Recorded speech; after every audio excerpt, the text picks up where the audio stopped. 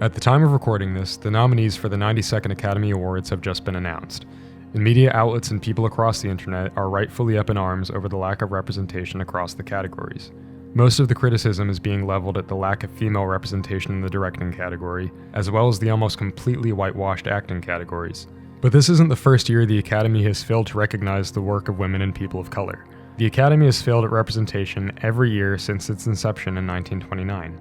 In its 92 years, the Academy has only ever nominated 5 female directors, with Kathryn Bigelow being the only one to win for directing Hurt Locker in 2010. Only 6 black directors have ever been nominated for Best Director, and not a single one has picked up the award. And while an argument can be made that the finger should be pointed at the industry itself for a lack of equal opportunity, the Academy rewarding that lack of equal opportunity is what feeds into the much bigger issue. Let's start by talking about the lack of female directors nominated. It's really not much of a surprise that the Academy has failed to nominate a single woman, considering the organization's track record. Congratulations to those men. But the fact that 2019 happened to be a landmark year for female filmmakers at the box office makes the Academy's neglect of female directors all the more shameful.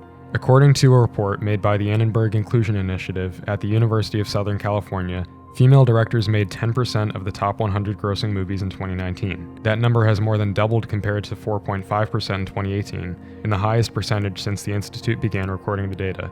This year's Oscars could have been reflective of this historic year for female directors, but once again, the Academy has failed to tip their hat to a single one.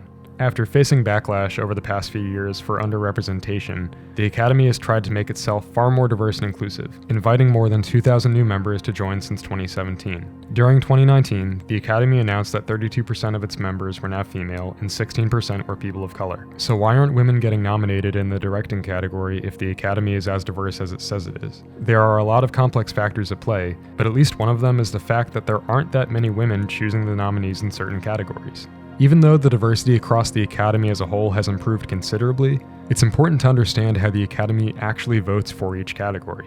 The only category voted for by every member is the award for Best Picture. For voting in the other categories, the Academy is divided into separate branches, with only editors voting for Best Editor, actors voting for Best Actor, and only directors voting for Best Director, and so on.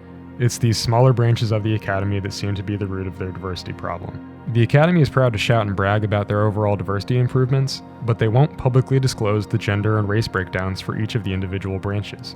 According to the Academy's website, these are the criteria used to assess directors before they are invited to become an Academy member. They must have at least 2 directorial credits, at least one of which needs to have had a theatrical release in the past 10 years. These films must also be deemed of a caliber which, in the opinion of the Executive Committee, reflect the higher standards of the Academy.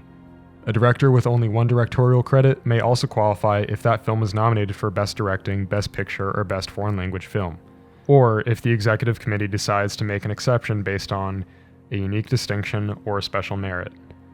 These rules seem fair and reasonable at first glance, but present a major obstacle for female directors.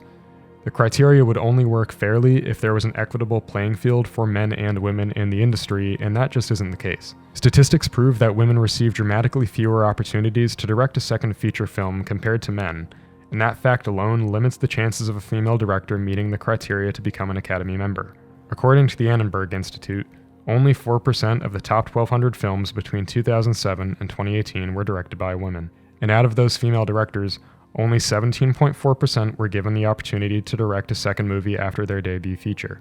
That's only 8 women who meet the criteria set by the Academy. In contrast to that, 45.7% of male directors on that list of the top 1,200 in the last decade got the opportunity to direct again after their feature film debut. That's 526 men compared to only 8 women. It's also worth pointing out that while men can vote for female-directed films, they historically tend not to. Kathryn Bigelow remains the only woman ever to win an Oscar for Best Director for directing The Hurt Locker in 2010. A traditionally masculine war movie that consists of a primarily male cast, features themes that explore the male psyche, and fits perfectly into a long line of similar films awarded by the Academy. Note that many of this year's most highly praised female-directed films aren't targeted at men and instead deal with relationships between women. Lulu Wang's The Farewell focuses on a relationship between grandmother and granddaughter. Greta Gerwig's Little Women focuses on relationships between sisters, and Celine Sciamma's Portrait of a Lady on Fire focuses on the love between 2 women. Men in these movies are given more supporting roles than leading. Most of the screen time belongs to the women. Assumably, less men will go out of their way to see these films compared to women, narrowing their chances of being nominated in categories such as direction. In a recent interview with Vanity Fair, Little Women producer Amy Pascal mentions that the screening held specifically for Academy voters was attended by twice as many women as men. Pascal said, "There is a completely unconscious bias. I'm not sure men came to the screenings in droves, and I'm not sure when they got their screener DVDs that they watched them." Another snub that people seem upset about is Lupita Nyongo not being nominated for her outstanding performance in Jordan Peele's Us. And while this could be accredited to the film being released months before the awards season, or the Academy's historic prejudice against horror films, supported by Midsommar and Hereditary snubs, the fact that the only black actor nominated in any of the acting categories is Cynthia Erivo for Harriet says a lot about the Academy's voting criteria for non-white actors. Just this past year, we were blessed with great performances from non-white actors such as Sterling K. Brown in Waves, Alfre Woodward in Clemency, Jennifer Lopez in Hustlers, Awkwafina in The Farewell, and the list goes on and on and on. But this year, the Academy has nominated just one person of color out of the 4 acting categories. The thing that makes Cynthia Erivo being the only black nomination so worrying is that it suggests Academy voters take black actors more seriously in roles that encourage white pity. Academy voters somehow manage to ignore incredible performances like Nyongo's in Us, even though it easily surpasses some of the other nominations. Meanwhile, they gladly awarded her with an Oscar in 2012 for her role in 12 Years a Slave. In the last decade, only 14 women of color have been nominated for Best Actress or Best Supporting Actress compared to 86 white nominees. There were even fewer men of color nominated, with only 9 nominations compared to 91 from white male actors. And what's even more alarming about those figures is that these nominations and wins are almost always given for the same types of roles: slaves, nannies, maids, addicts, and criminals. Last year, Mexican actress Yalitza Aparicio was the only non-white nominee in the Best Actress category. She received her nomination for Roma, where she plays a housemaid who silently endures racism and neglect. It's crazy to think that in 2020, stories of people of color are still rarely told through narratives that they themselves create.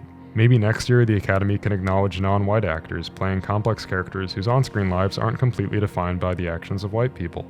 By publicly announcing the invitation of more women and people of color into the ranks of the Academy members, and enlisting diverse talent such as John Cho and Issa Rae to present this year's nominations, the Academy has generated this false facade of inclusivity. Given this year's disappointing group of nominees, the Academy has proven that their commitment towards equal representation is completely superficial, and us hoping for a consistently diverse batch of Oscar nominations every year is beginning to seem like hopeless optimism. They'll have to prove us wrong. Thanks for watching the video, and be sure to subscribe. If you enjoyed it and want to see more content like this, consider supporting us over on Patreon. It really helps support and grow this channel, and you can get exclusive access to behind-the-scenes content, early access to videos, and you'll be able to vote on what video we release next.